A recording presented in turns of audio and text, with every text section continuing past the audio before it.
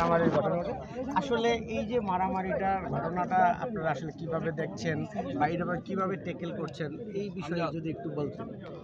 ধন্যবাদ স্মিত। আসলে এই প্রশ্নটা এই প্রশ্নটা সারা ঢাকা এবং সারা দেশব্যাপী সবাই মানে মানে উৎকণ্ঠা মানে এত বেশি এবং সবার এত বেশি প্রশ্ন। আমি গত রাত্রে থেকে গতকাল সন্ধ্যা থেকেই আমি আসলে বিভিন্ন জায়গা থেকে এই প্রশ্নগুলি মানে আমার কাছে আসছে। আর এই রকমের ঘটনা যে এই যে থার্ড ডিভিশনে যেই ধরনের মারামারির ঘটনা মাঠের ভিতরে হয়েছে, এটা আমার দেখা আমি কখনোই দেখি নাই। আমার এই বয়সে আমি ক্রিকেটে আমি এটা দেখি নাই। হ্যাঁ, আমরা দেখেছি, ফুটবলে দেখেছি, আমরা হকিতে দেখেছি। এই ধরনের ঘটনা আসলে হয় নাই। আমরা একটু বিব্রতই আসলে ব্যাপারটা, এবং যারা ঘটিয়েছে এই ঘটনাগুলি ক্লাব কর্মকর্তারা ছাড়া যেই ছেলেগুলি এই ঘটনাগুলি ঘটিয়েছে এদের বয়স প্রায় ১৬-১৭-র ভিতরে। তারা কিন্তু আহ, মানে বালক না। হ্যাঁ, তারাও কিন্তু নাবালকের তালিকা পড়ে। এদের বিভিন্ন কিছু নিয়েই আসলে আমরা একটু বিব্রত। শোনা যাচ্ছে যে দুই দলেরই কয়েকজন প্লেয়ার বা কর্মকর্তা এদের বিরুদ্ধে আপনারা নিষেধাজ্ঞা দিতে যাচ্ছেন বা এমন কোনো নিষেধাজ্ঞা আসছে কিনা। আহ, ব্যাপারটা হয়েছে কি, আসলে সিসিডিএম সরাসরি এইটা দেখভাল করে না। এটা আসলে টেকনিক্যাল কমিটির ব্যাপার।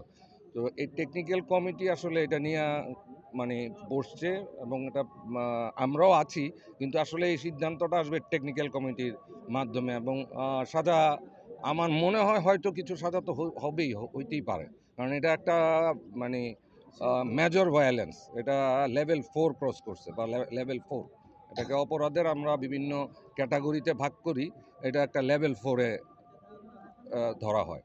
ফিক্সিং এর একটা অভিযোগ আছে যে যমুনা টেলিভিশন গতকালকে এরকম একটি নিউজও প্রচার করেছে। আপনারা আসলে এই ফিক্সিং এর ব্যাপারে আপনাদের সিসিডিএম এর কোনো ব্যাখ্যা আছে?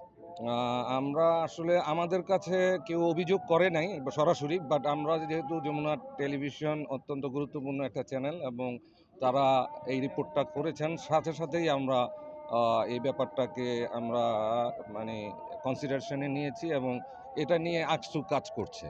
আপনারা জানেন যে এই আকসু একটা আসলে আমাদের এরকম একটা ডিপার্টমেন্ট, যারা এই সমস্ত কিছু তদন্ত করে থাকেন। তারা যেই রিপোর্ট দিবেন সেই ভিত্তিতে কাজ হবে। সর্বশেষ প্রশ্ন হচ্ছে ঘরোয়া ক্রিকেট লিগের আপনাদের যে নজরদারি, সেই একটু নজরদারির আমরা কিছুটা অভাব লক্ষ্য করছি। সেই অভাব আরো বাড়াবেন কিংবা নজরদারির পরিমাণটা আরো বাড়াবেন কিনা বা সার্বক্ষণিক নজরদারিতে নিয়ে আসবেন কিনা? দেখেন, এই জিনিসটা আসলে এই সিস্টেমটা আসলে বহু আগে থেকে এরকম কিছু কিছু জিনিস হয়ে আসছে। একদিনে তো সব কিছু করা যায় না। আমাদের যে প্রেসিডেন্ট ফারুক ভাই অনেক চেষ্টা করছেন, এবং বোর্ড ডিরেক্টরও চেষ্টা করছেন, বর্তমানে যারা আছেন অ্যাক্টিভ তারাও চেষ্টা করছেন, সিসিডিএমও চেষ্টা করছে। এবং আপনি একটা জিনিস খেয়াল করেন, আমরাই এই প্রথম যে আমরা আকসুকে ইনভলভ করেছি। এটা প্রেসিডেন্টের পারমিশন নিয়েছি, এবং আমরা যখন বলেছি যে তৃতীয় বিভাগে কিছু একটা হওয়ার সম্ভাবনা আছে দ্বিতীয় স্পেলে খেলা যখন চলে, তখনই আমরা ফারুক সাহেবের সাথে আলাপ করেছি। ফারুক সাহেব আমাদেরকে সরাসরি বলেছেন যে এখানে ইনভলভ করার আকসুকে ইনভলভ করা যেতে পারে।